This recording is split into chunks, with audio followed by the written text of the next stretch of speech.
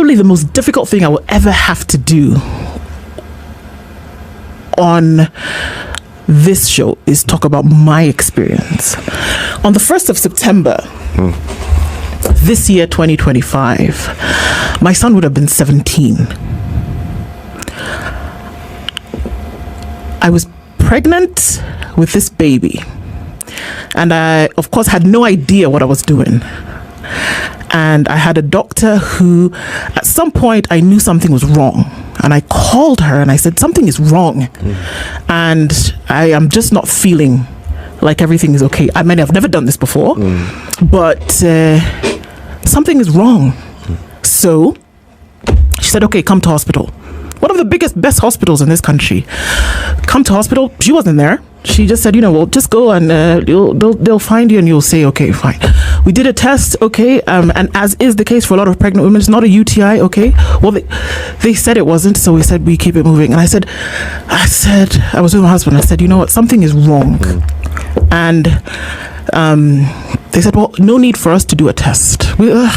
You'll be okay. And I believe that was the phrase I used. Something is wrong. And we did the first test. I don't even till now I don't know what the results of that test say. But it was a Sunday morning, and we sat in this hospital for maybe 6 hours. And unbeknownst to me, at that point, I was leaking amniotic fluid. What? So obviously at that point, my baby was dying, and I didn't know.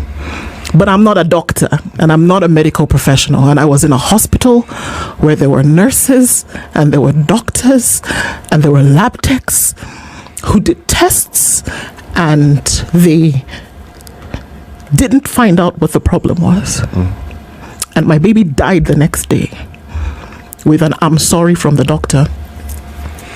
But what she did the next day was prescribe medication for me that essentially I went into an unintended abortion, which I should have had no business taking on that day. And my son died on the 1st of September. And if they had paid a little bit more attention, if somebody had done what they were supposed to do, I would celebrate my son's 17th birthday this year in September. It's 17 years later, but it's very difficult for me to talk about it.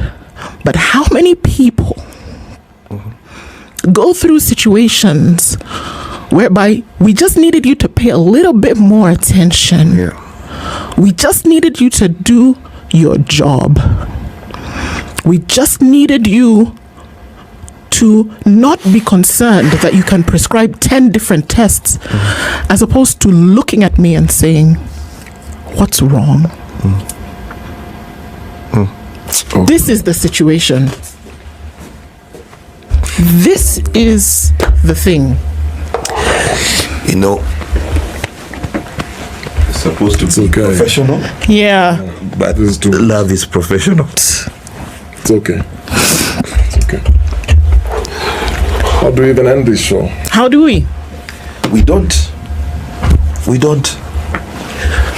Because that pain doesn't end. That God has given you strength. Grief God doesn't end. 17 years. 17 years. Yeah. God gave you that grace and that strength to be strong. Kenya, if you are listening, we are not doing PR. We're not doing this to attack a hospital, to attack an individual. We're doing this because we have personal stories. Oh God. When Dennis talks about his daughter, that person is real. When Du talks about a child 17 years ago would be turning into an adult, it's real. When I touch the back of my head and remember how much pain and how many bills I had to pay, it's real. So we're not condemning a sector. We're just saying, as a country, as a people, we're not ending this conversation. We're saying, can we do better? Please. Can we just care that much more? Can we hurry that bit more? Can we inspect that bit more?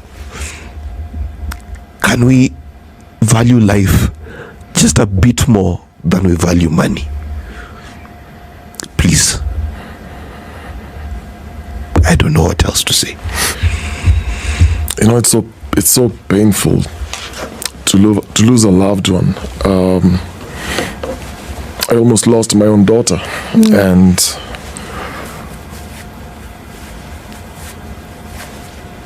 oh God. We can do better. Yes, we can. And all of the things that we talk about, I mean, it's very difficult, but all of the things that we talk about, whether we're talking about healthcare today on this program, as we do every day, whether we're talking about education, whether we're talking about responsibility, and I say it all the time, how much value do we place? Where is the value that we place? Value placed on things that means even if you make a mistake, that you bear the responsibility and accountability for it. Yeah. Even if you've gone wrong, you can come back and do it better. But we cannot be in a situation whereby we make excuses. We cannot be in a situation whereby we choose not to do better every day. People are dying. People are dying every day. We started off this hour with talking about a woman who had to run for her life from a medical facility that should have saved the life of her child. It's me 17 years ago. It's somebody today. Yep. What I believe is what man cannot do to someone or to an institution that does that, and you leave a very painful memory to someone. You leave a scar.